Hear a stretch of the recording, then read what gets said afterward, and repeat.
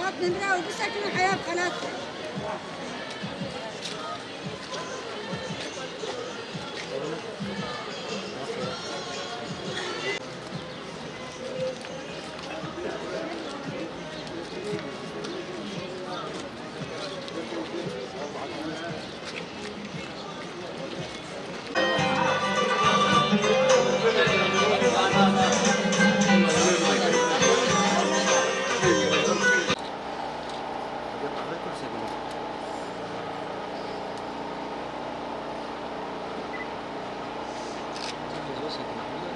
القائد أنار لنا طريق النضال أمام أبطالنا ليصلوا إلى مرتبة الشهادة والتضحية بالنفس.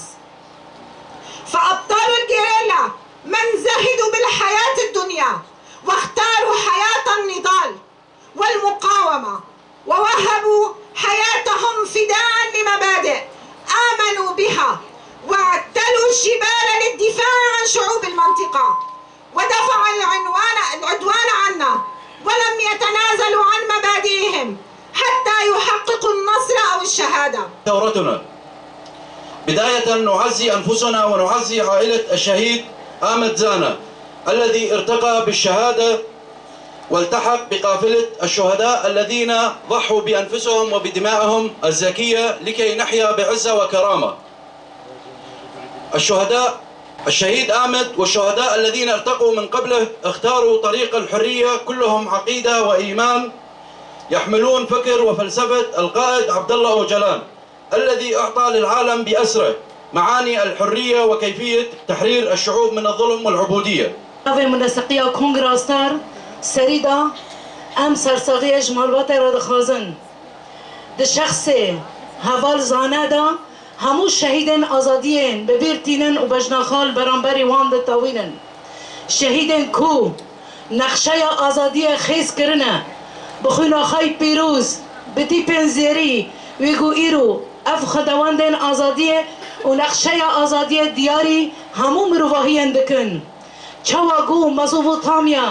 نواندا شهرستانیا دموکراتیک بو و چوا ملوانی و میوانداری همو مروواهی کریه و لدنیا عالم اف مروواهی و جیانا آزاد زندگی کریه جاری کدن ام پیشنگتیه جیه شانازیه گوره کی به فکر و فلسفه ها چواگو دجمن سیستما قرکرنه چواگو کردستان کرن چار پارچه چواگو رجالات ناویج گلن وی رسن وانا کرن ام بجنا خواه لبر همو شهید شورش طویدن